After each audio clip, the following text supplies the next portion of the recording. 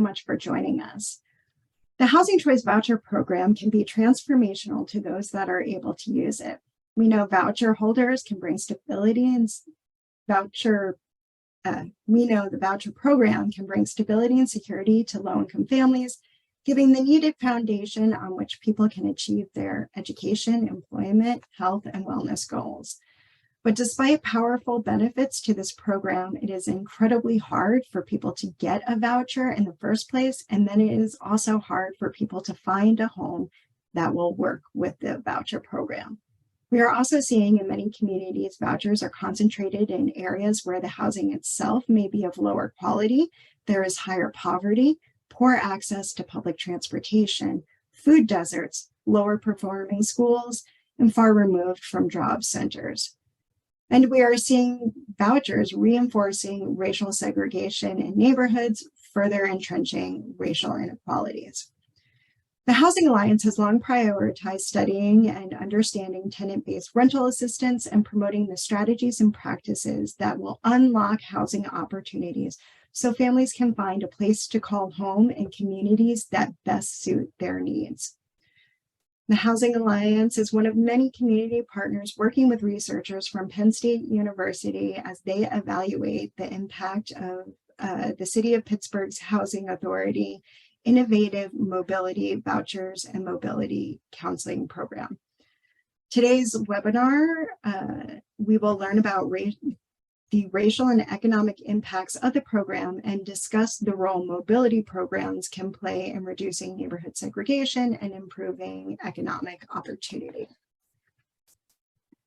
Our first speaker is Selena Ortiz. Selena is an associate professor of health policy and administration, demography, and public policy at the Pennsylvania State University.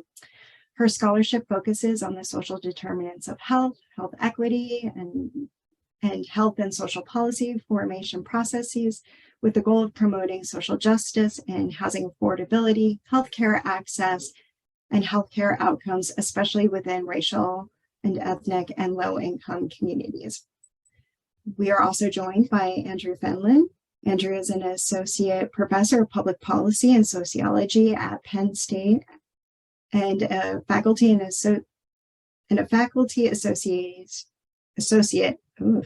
of the Population Research Institute. Andrew is a sociologist and a demographer studying the role of public policy and population health disparities with a special interest in federal housing policy.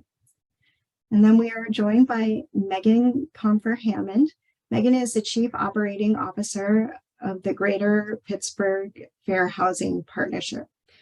Originally from Maryland, Megan graduated from Carnegie Mellon University with a bachelor's in architecture. She subsequently began at the Fair Housing Partnership as a Public Allies AmeriCorps apprentice, and she has held nearly every role within the organization. And last, we have Raymond Moore. Raymond was born in Pittsburgh's Homewood neighborhood and grew up in Wilkinsburg, and he lived for a few years in Southern California. Upon returning, he originally worked in business banking, where he was passionate in increasing the availability of commercial lending in Eastern Pittsburgh. Prior to working at the Fair Housing Partnership, he volunteered as a fair housing tester. So I want to thank all of our panelists for joining us today. And with that, Selena, I'm going to hand it over to you. Great. Thank you so much, Gail, for that introduction. We're all really looking forward to today's presentation and having a great discussion. And please, if you've got questions, make sure to put those in the chat preview. And we'd love to continue the conversation afterwards. So what I'm going to do is I'm going to share my screen.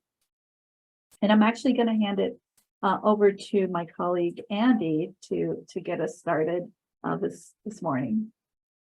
Terrific, thank you. So we're really happy to have you all here today so that we can discuss some of the issues surrounding our project studying housing mobility programs in the city of Pittsburgh. Next slide. Yes, and I am trying to do that. So let me see. Let's see, hopefully There we go. Thanks, Andy. There we go. Great. So our project is funded by the Robert Wood Johnson Foundation's Policies for Action program, funding projects studying research on housing policies that promote equity. And we're collaborating on this project with the Housing Authority of the City of Pittsburgh, the Housing Alliance of Pennsylvania, as well as a Pittsburgh-based community advisory board. And we want to acknowledge the members here of our community advisory board, stakeholders interested in housing in the City of Pittsburgh. And I want to acknowledge our community partners and our research staff at Penn State, as well as folks that have helped us with this project, both at Penn State and across the broader state of Pennsylvania.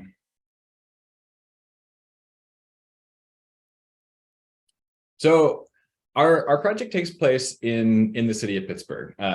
Now, I probably don't have to remind folks here that Pittsburgh is a uniquely beautiful city, has a unique landscape, but is also geographically small. And this gives rise to dozens of neighborhoods that each have a very unique character. At the same time, Pittsburgh is very racially diverse, 65% non-Hispanic white, 26% African-American. But it's also incredibly segregated. It's the 35th most segregated metropolitan area out of 350 or 343 US metro areas in terms of Black-white dissimilarity. And there's also a lot of economic and racial inequality in the city. So Black families are more than twice as likely as white families to live near distressed blocks. And in the city of Pittsburgh, housing affordability is a major issue, and it's a key concern for stakeholders and policymakers. 40% of renters are cost burdened. They spend more than 30% of their income on rent, and this problem is particularly acute for poor families, with around 2/3 of low-income households paying more than half of their income on rent. And so this is a particularly important problem for the city of Pittsburgh. And one potential policy program that could address this is the traditional Housing Choice Voucher program, which provides a subsidy to families that they can use in the private market to rent a suitable unit. Now, families are responsible for finding this unit, and as well as an amenable landlord. Now, there are, of course, limitations to the traditional voucher program, that often the voucher value doesn't cover rent needed to find a suitable unit in high opportunity neighborhoods.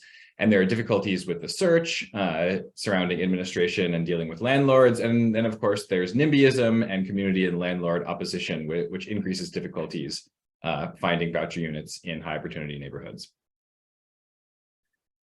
And so the Housing Authority of the City of Pittsburgh launched the Mobility Voucher Program in 2020 in order to address some of these limitations in the voucher program. And so they identified mobility zones, which are essentially high opportunity neighborhoods, and provided an increased payment standard, an increased voucher value, if voucher recipients were able to identify a unit in these mobility zones. So that's 30% more than the zip code fair market rent. Now, the mobility zones are these neighborhoods shown here, which are generally areas of higher income, less racial and ethnic segregation, and greater access to jobs. Now, prior to the start of the Mobility Voucher Program, we see that housing vouchers in Pittsburgh are very concentrated in the relatively low income, racially segregated areas of Pittsburgh. And so you see here these circles of areas of very few vouchers in use. And these match up relatively well to the mobility zones identified in the Mobility Voucher Program. And so one of the goals of the program is to increase voucher use in some of these high opportunity, high value neighborhoods. Next slide. Yes, I don't know why it somehow or another it gets stuck, but thank you, Andy. And as soon as I can forward my slide, I'll be able to talk about the role of landlords, which is key to the success of the vouchers. So I am going to stop my share for just a second. and share again, and hopefully that will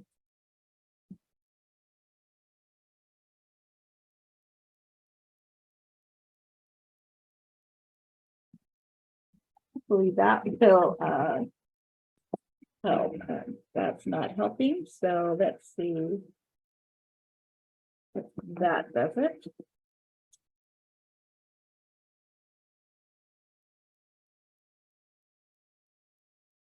Just bear with me for a second. All right, thank you so much.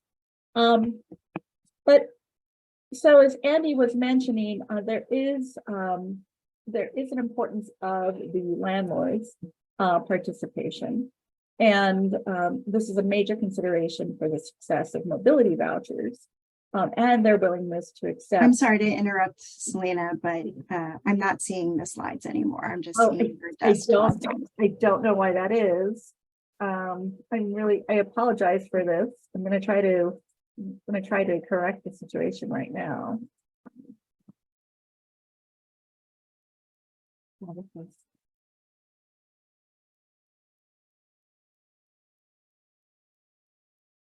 All you see is my screen, correct?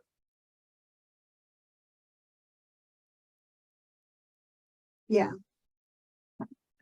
Well, we were seeing the presentation, but from the presenter view. Let me try again.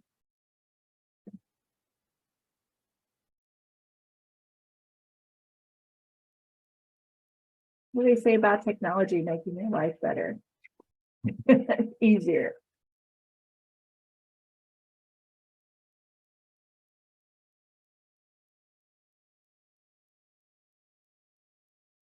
And let's try that again.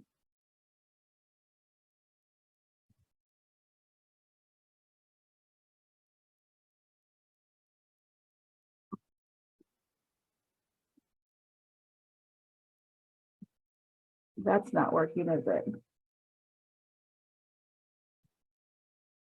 No, we're not seeing anything.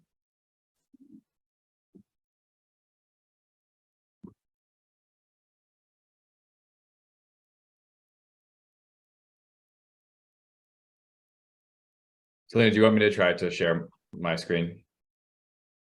I'm going to try it one more time, and then if that is the case, then Okay. yes. What do you see now? Perfect. I'm seeing the presentation. Yep. All right. Thank you, everybody. And if I can forward, I think that's where I got, okay, stuck. So let's talk about landlords, and let's talk about the importance of their participation.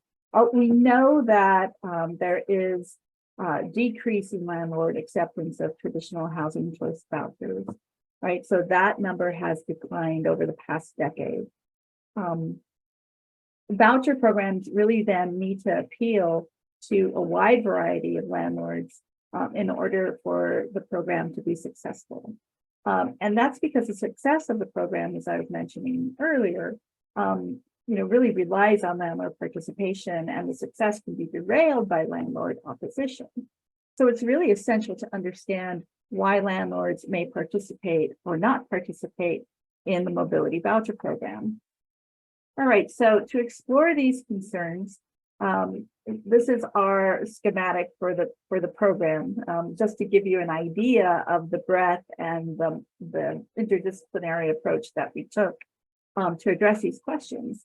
It's a mixed method approach, so we move systematically from a formative process of identifying community advisory board members who could not have done this research without, to the collection of qualitative data through focus groups, survey data, which we have just completed our second wave of a landlord survey in Pittsburgh, qualitative interviews, key informant interviews with landlords, and the analysis of administrative data from the Housing Authority of the City of Pittsburgh.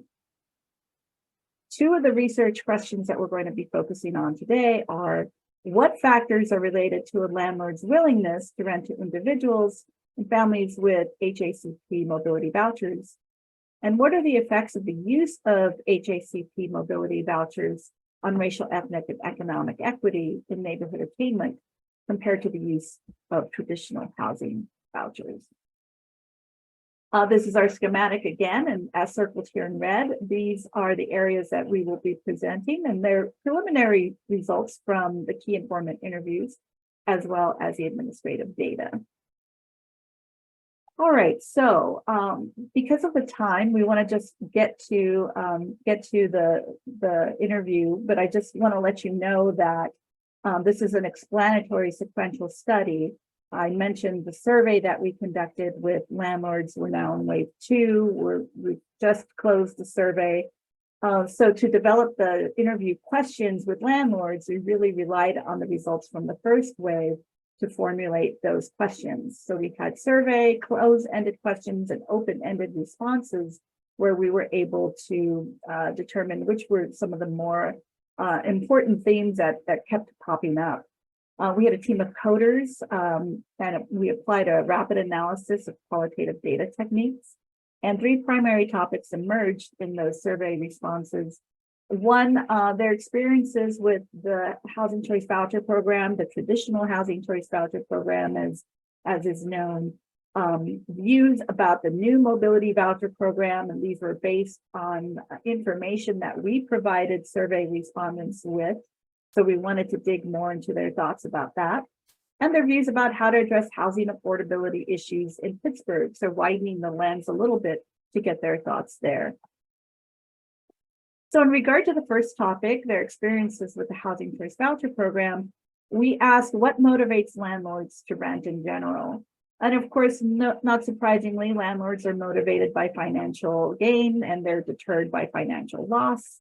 But they're also motivated by the common good, and their desire to do good, however, can be constrained by a number of factors related to being a small landlord.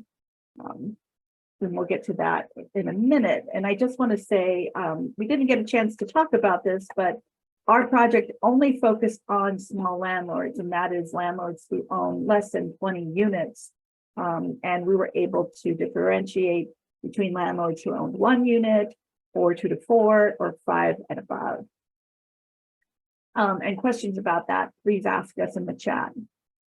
The other question that we identified and were able to assess with these qualitative interviews was what perceptions do landlords have of the Housing Choice Voucher Program and its tenants.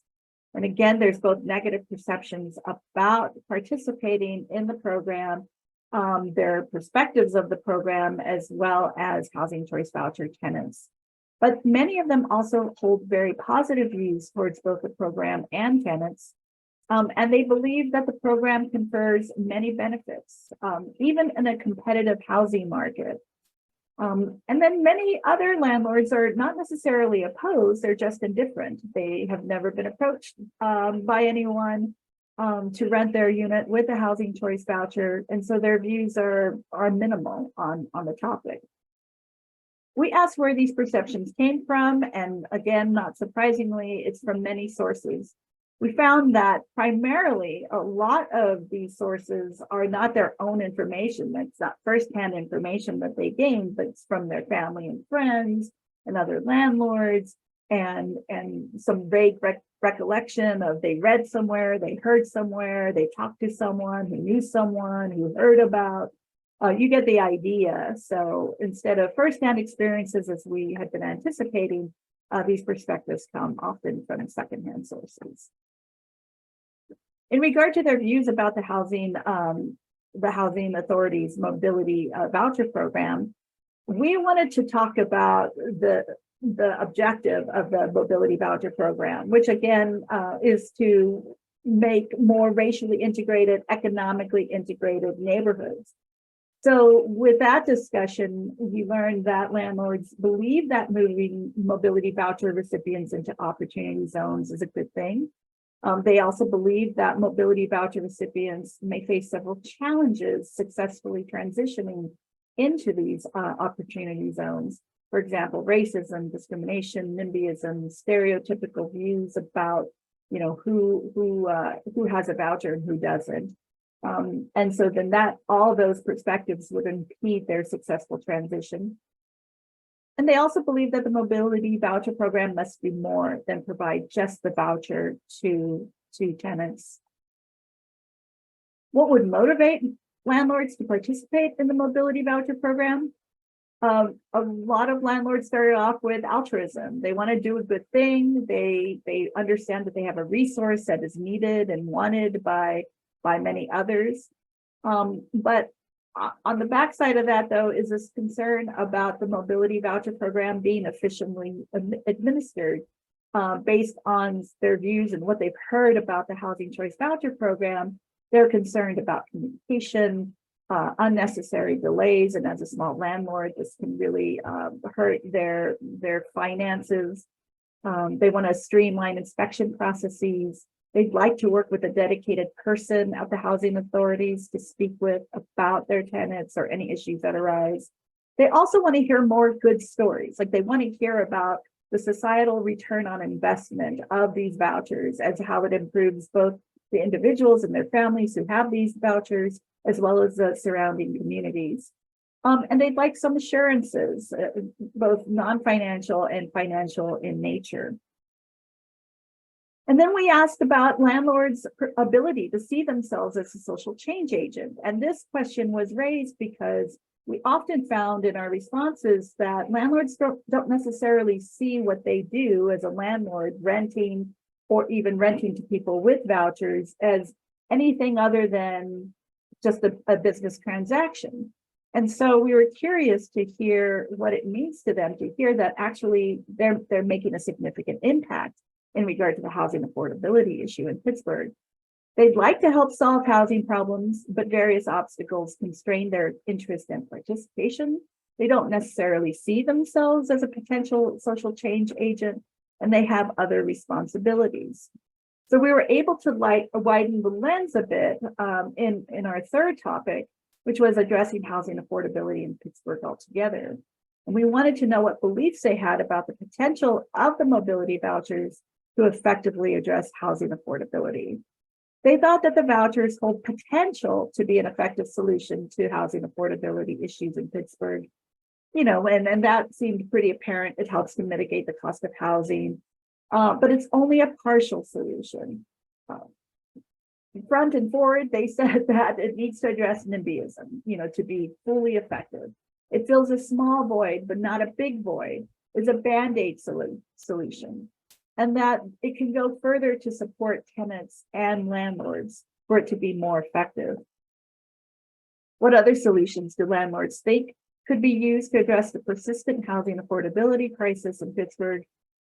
Even though this was not explicitly stated, we were able to merge key informant interviewees' responses to these questions.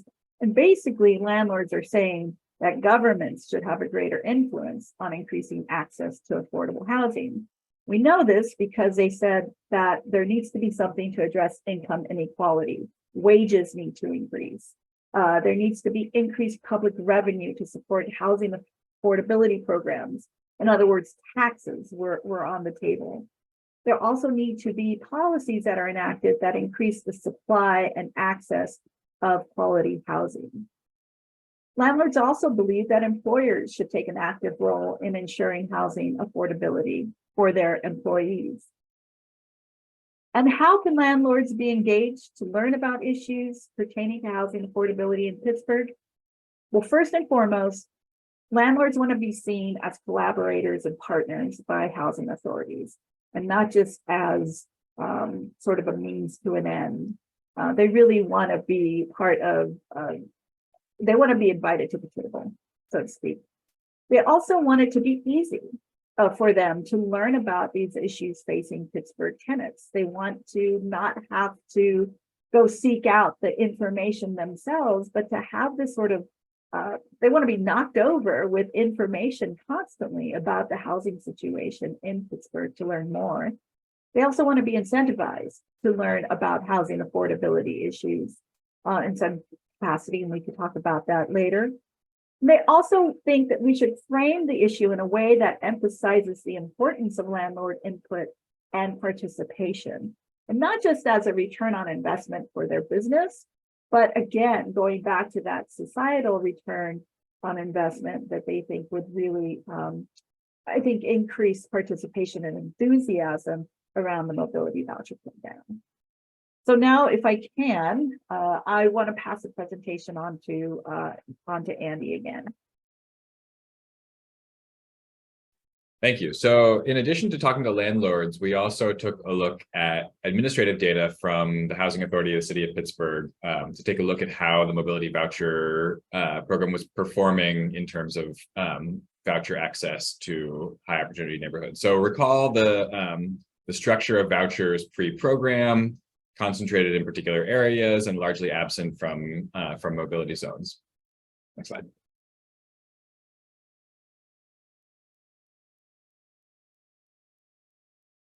So one important caveat is that the evidence here is pretty mixed. One issue is that as of March 2022, only 72 mobility vouchers were in use, and that's in comparison to more than 5,000 traditional housing choice vouchers. And so any impact of the mobility voucher program is going to be somewhat limited by the delayed rollout.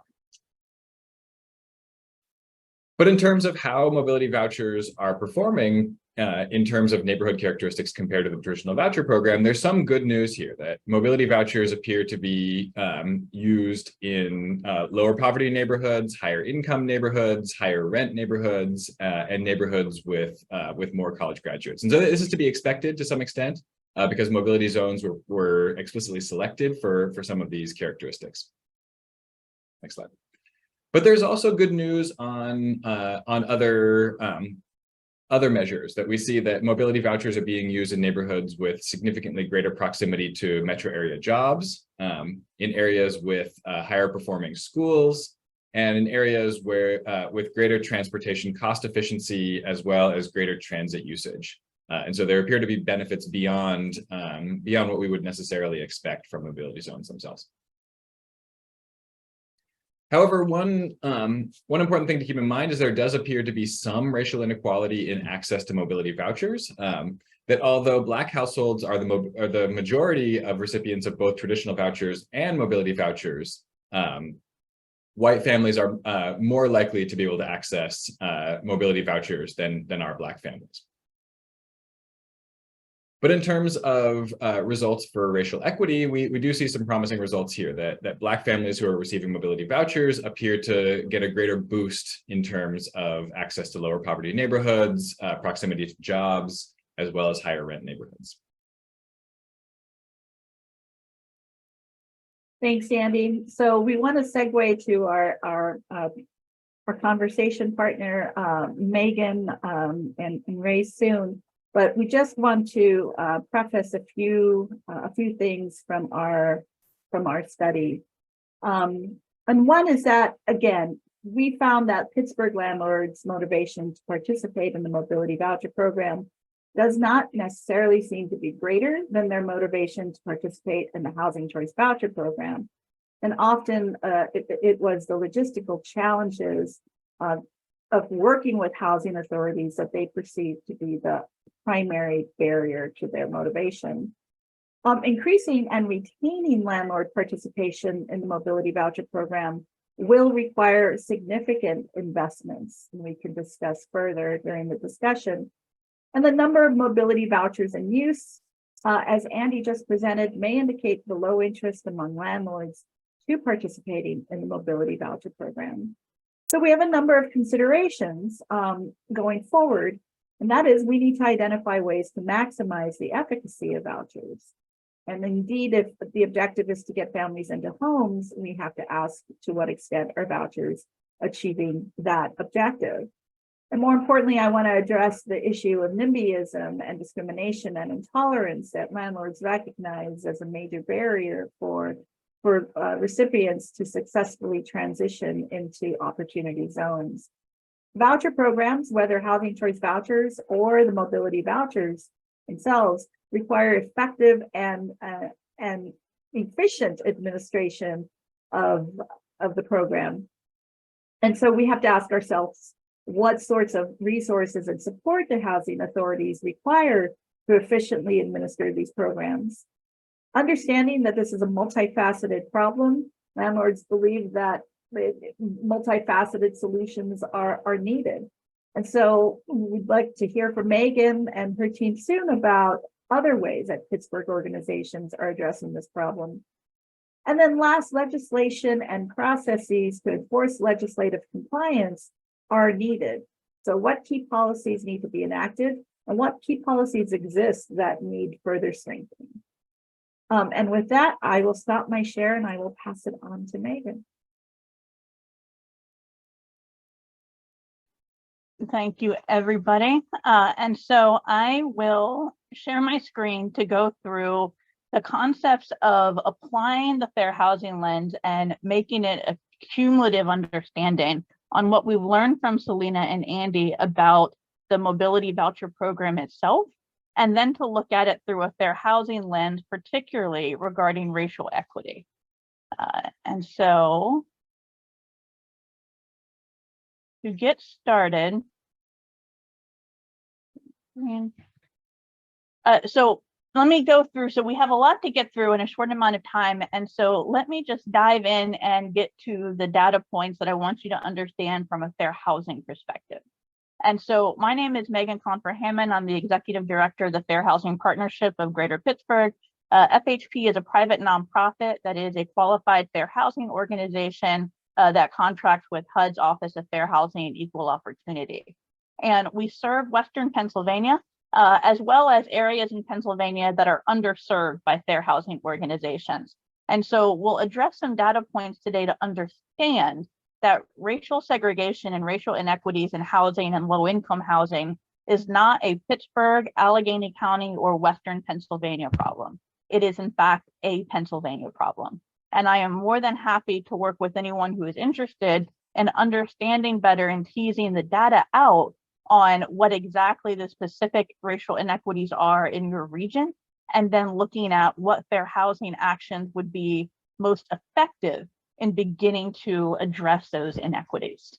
A quick minute review, as you are probably aware, but so you understand that the Fair Housing Act is federal law. Federal law that was passed in 1968, and the Fair Housing Act determines what protected classes are.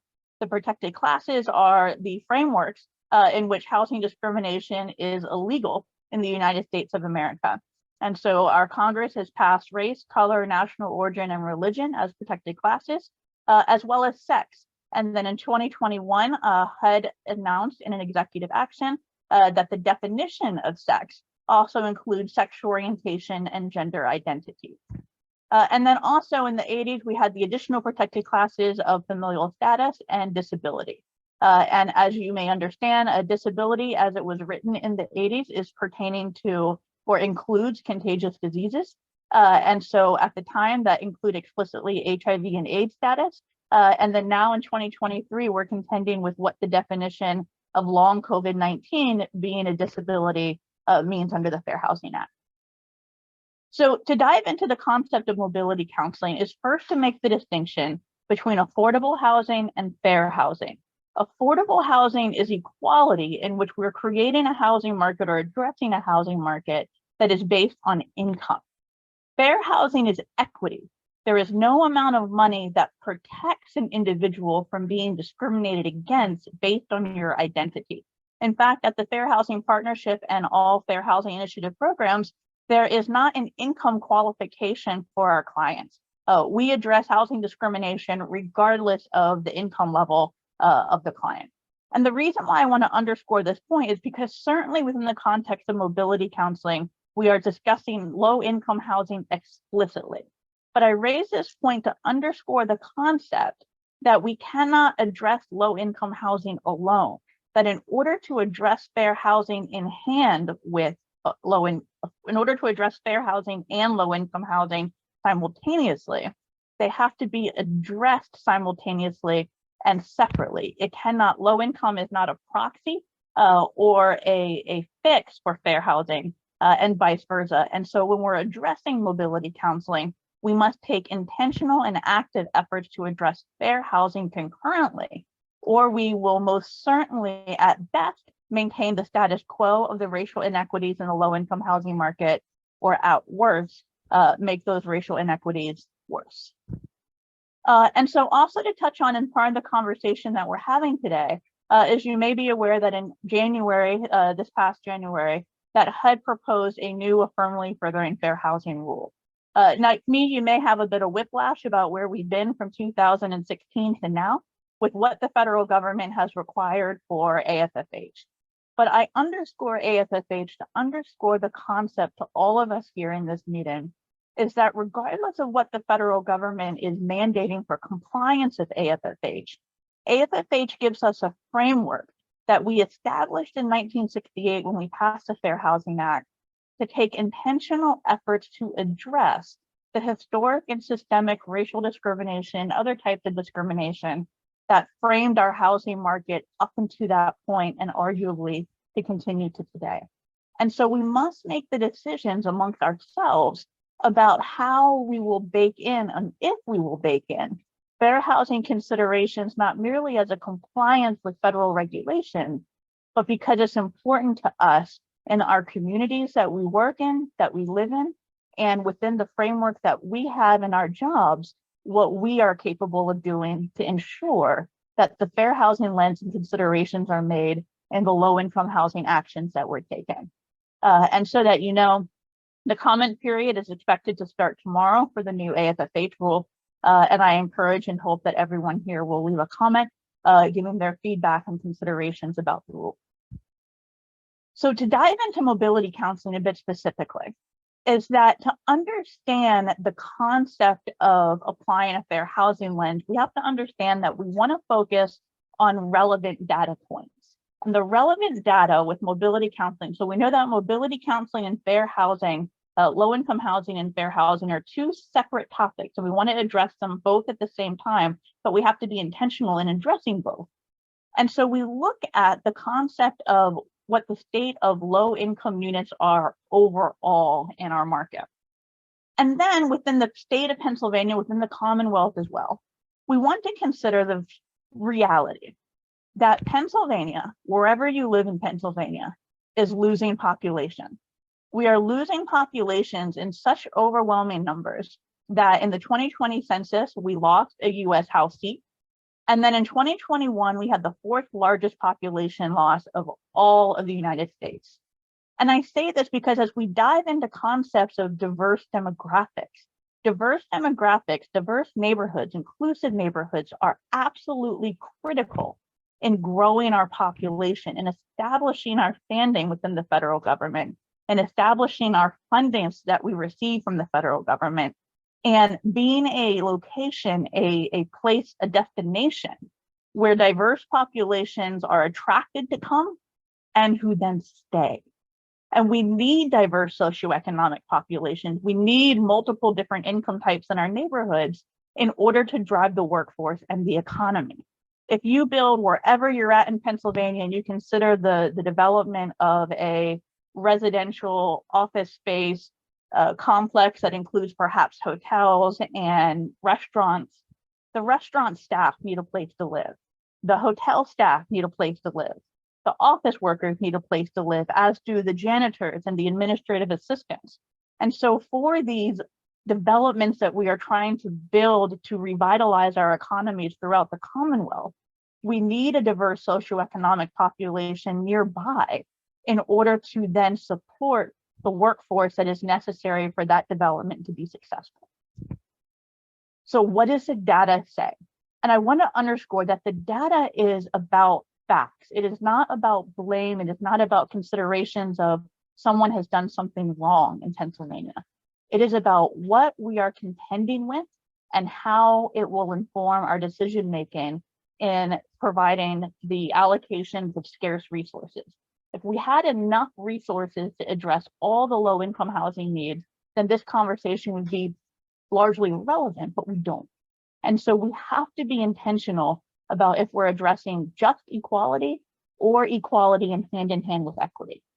So to zero in on Pittsburgh, so what's available right now is the HUD AFFH tool. And I'll provide you with that link, and this data is available to the public and to anyone to pull it down.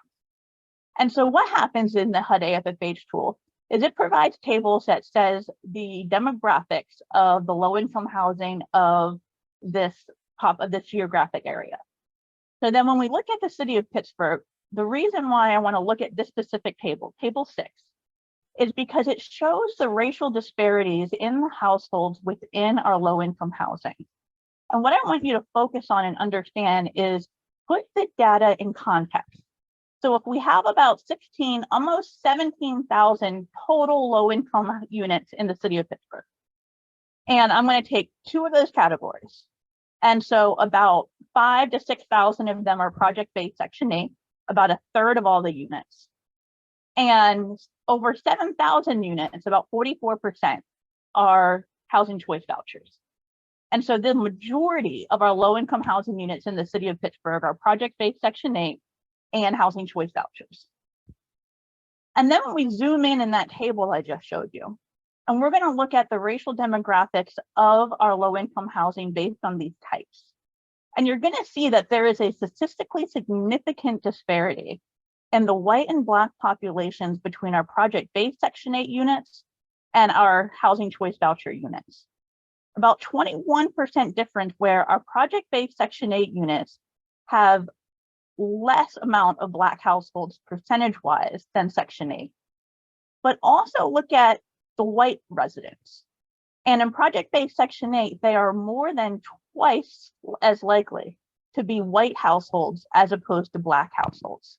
Now, there's other data points to pull out from here to understand, but overall, housing choice vouchers in the city of Pittsburgh are overwhelmingly assisting Black households as opposed to white households within all of the different types of low-income housing programs that the city offers. And we see that within our low-income housing programs, we are mirroring the private market. We are mirroring the private market of housing segregation, where we are segregating based on race within the low-income programs as well. And this is a function of the overall housing markets in which these low-income units exist. So is it unique to Pittsburgh? So what I did was I pulled data as quickly as I could to put this together, and so bear with me. But let's look at some other locations just to show the widespread nature of this is a Pennsylvania problem, not a Pittsburgh problem. So let's zoom out to Allegheny County, who's also in the mobility demonstration program. And in Allegheny County, just the same or similar to Pittsburgh, the housing choice voucher program is roughly 68% of Black households. And that is the highest percentage of Black households in all the different types of low-income housing within the county. Well, that's Western Pennsylvania. Let's zoom out a little further. Let's go to Beaver. So even though the percentages are going down, so let's say Allegheny County is 68% Black households in housing choice voucher programs. In Beaver County, those household demographics are 40% of Black households in housing choice voucher programs are Black.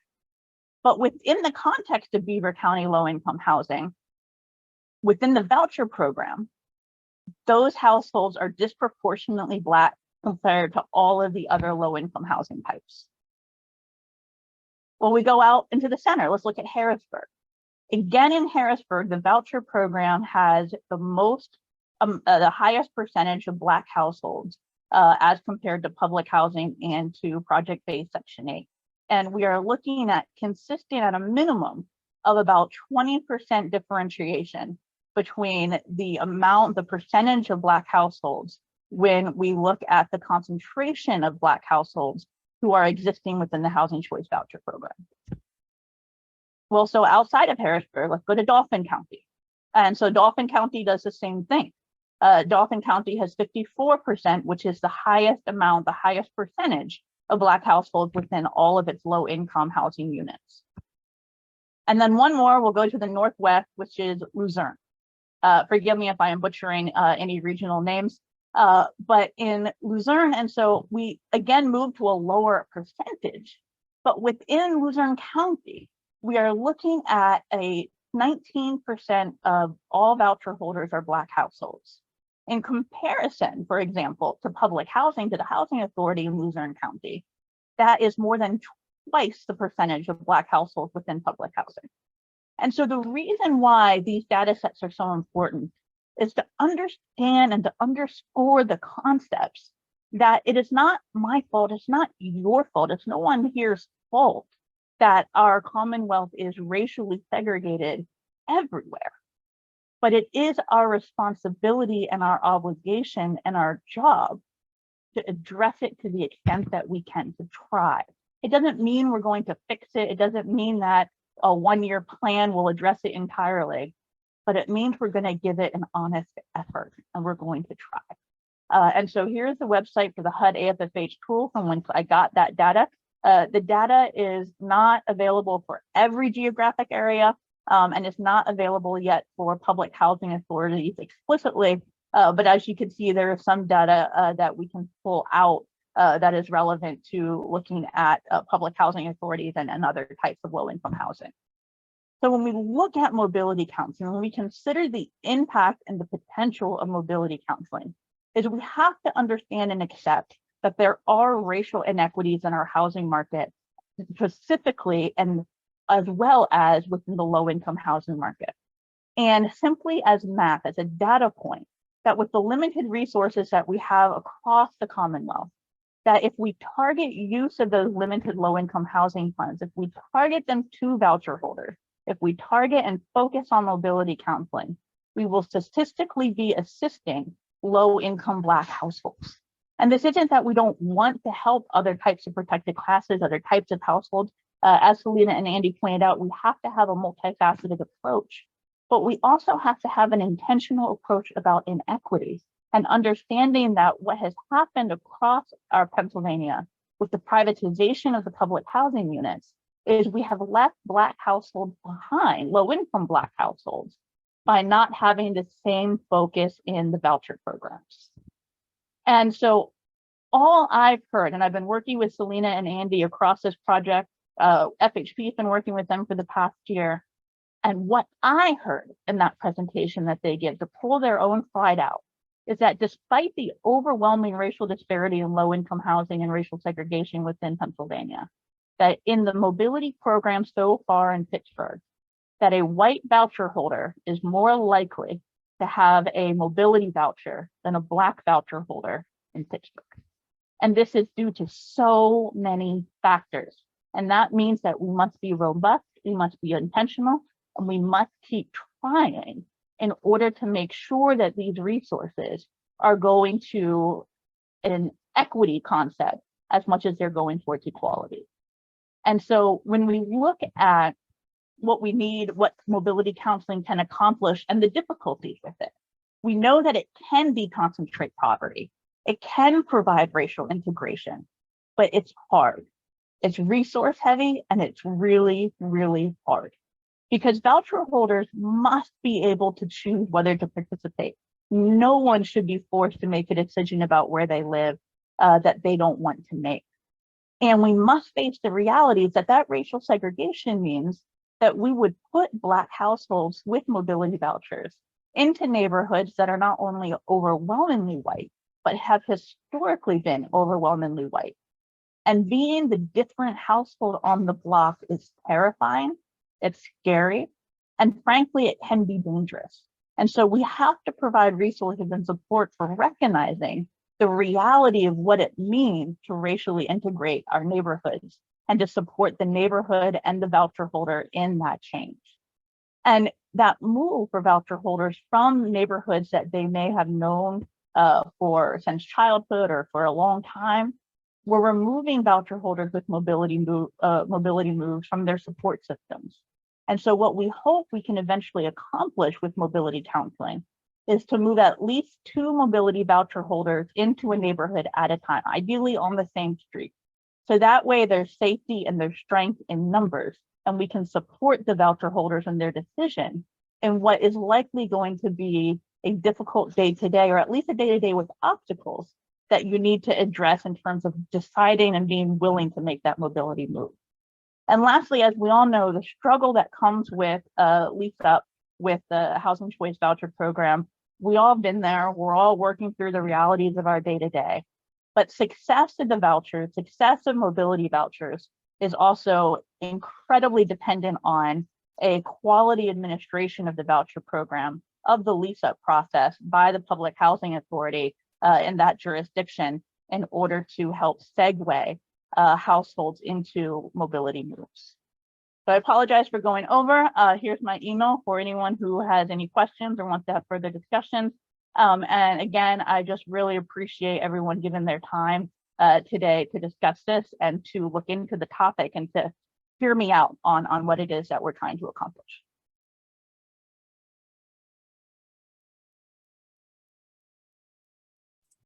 Thank you so much for those presentations and for all of that great information. And we'll be sure to share any information provided about, the AFFH tool as well as the slides after the webinar today.